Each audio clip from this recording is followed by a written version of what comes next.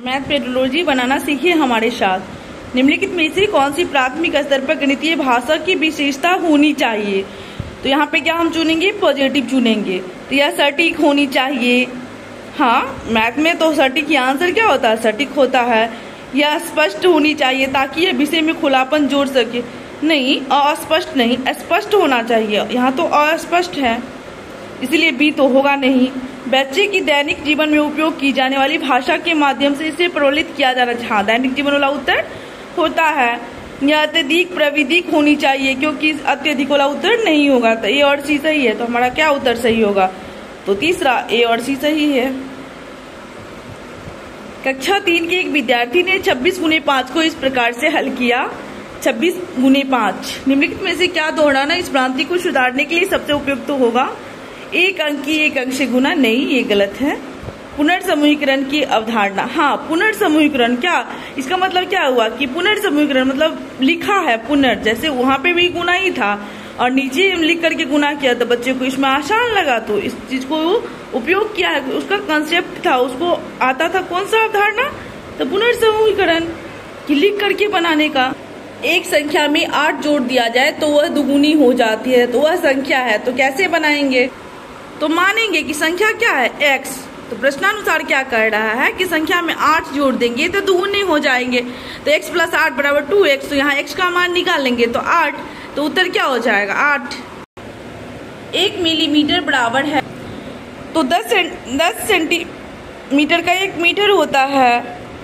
1 centimetre 10 millimetre का होता है।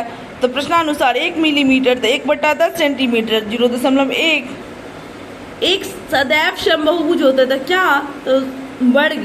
एक वर्ग सदैव क्या होगा? समबाहुभुज होते, क्योंकि वर्ग के चारों भुजा बराबर होते हैं, इसलिए वो क्या होगा? तो सदैव समबाहुभुज होगा।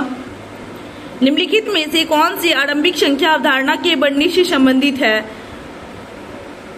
एकांकी, संगति, पदानुक्रमण, समावेशन, मूलभूत संक्रिया।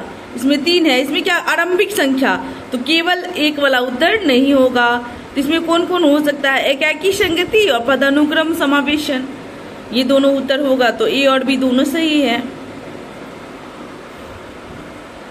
गणित शिक्षण में संज्ञानात्मक संघर्ष के विचार के लिए कौन से कथन सबसे उपयुक्त है?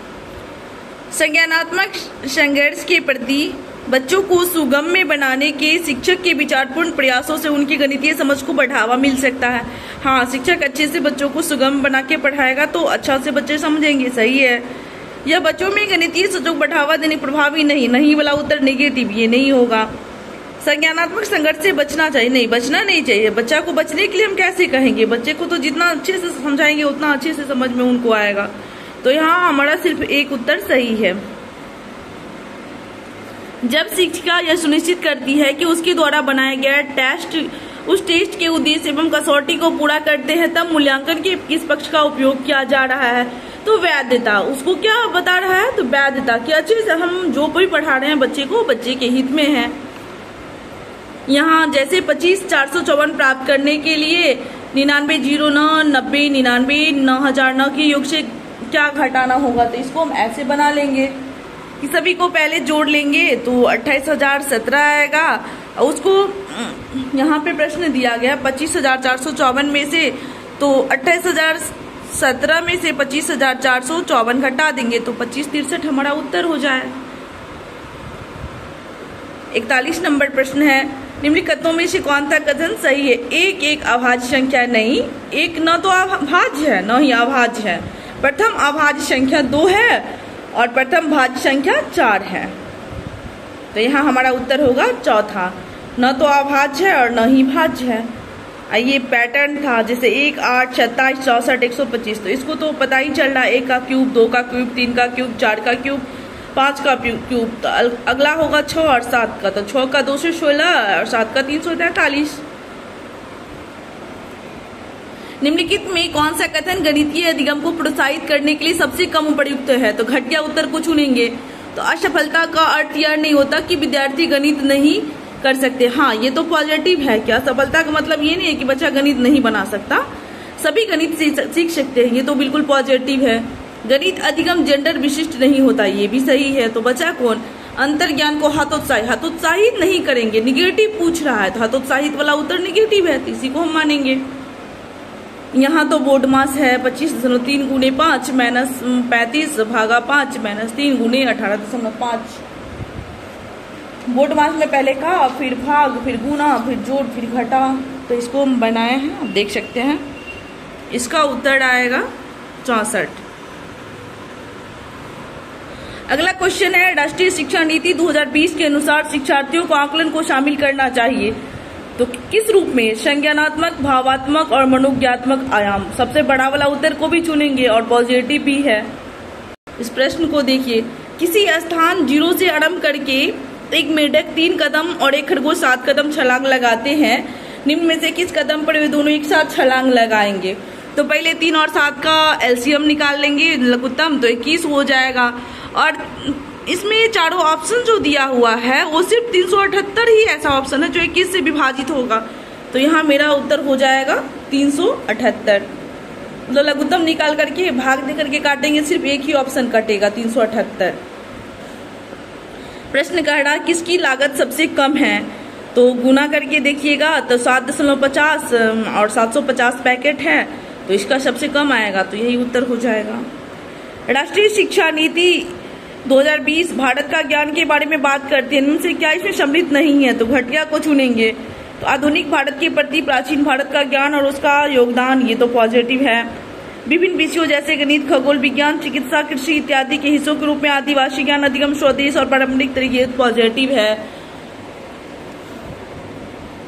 सांस्कृतिक आदान प्रदान कार्यक्रमों के हिस्से के रूप में विभिन्न राज्यों का दौरा, ये भी पॉजिटिव है। तो बचा कौन? विद्यार्थियों के ज्ञान में वृद्धि के आकलन के लिए औपचारिक परीक्षा वाला उत्तर निगेटिव होता है।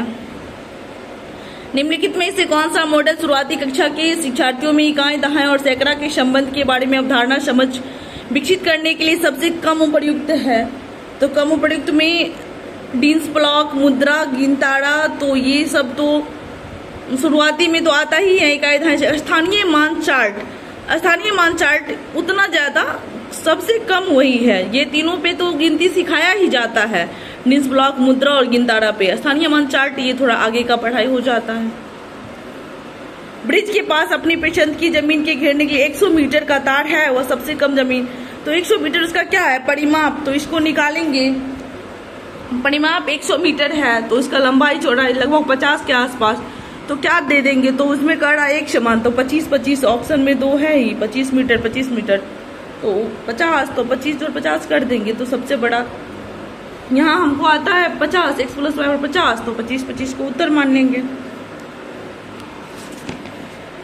गणित शिक्षण में विभिन्न प्रकार के तरीकों के लिए कौन सा सत्य नहीं है? तो घटिया को चुनेंगे। ऐसा बहुत बार होता है कि समस्या का समाधान करने के कई तरीके होते हैं, ये तो बिल्कुल पॉजिटिव है। यह बच्चे के अधिगम में बाधा डालना निगेटिव है, यही तो हमारा उत्तर हो गया। नहीं पूछ रहा है तो निगेटिव वाला उत्तर होगा। कौन सा कथन सबसे अधिक उपयुक्त है? इसमें सभी पॉजिटिव हो सकते हैं, उसमें सबसे ज्यादा पॉजिटिव को चुनना है।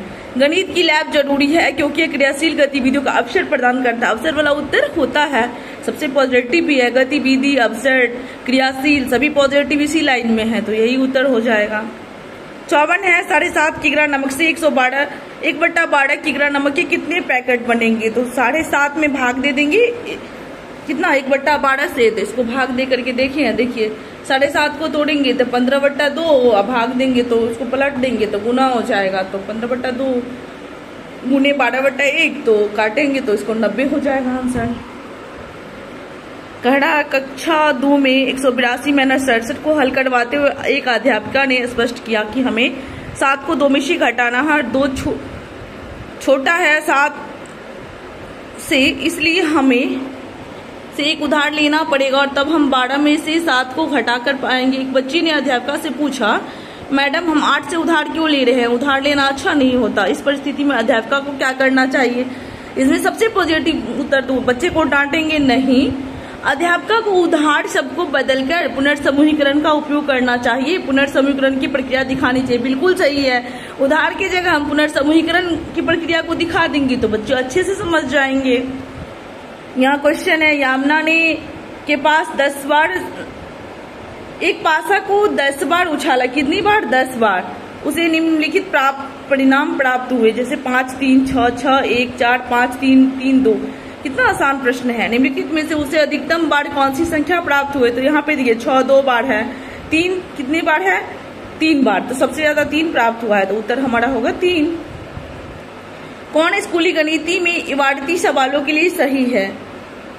इबारती सवाल उन अभ्यासों को संदर्भित करती हैं जहां बच्चा परिस्थिति को एक ऐसा औपचारिक रूप देता है जिसमें गणितीय तकनीक को लागू किया जा सके।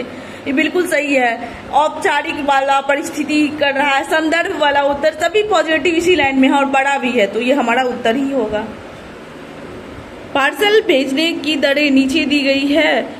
दरों को देकर पार्सल भेजने की सही राशि का चुनाव कीजिए। तो इसको बनाएंगे तो पार्सल का भार है 350 ग्राम, 50 + 6 × 50, तो पार्सल भेजने की राशि 15 + 6 × 7, तो 15 + 42 57, तो यहाँ उत्तर हो जाएगा हमारा 57।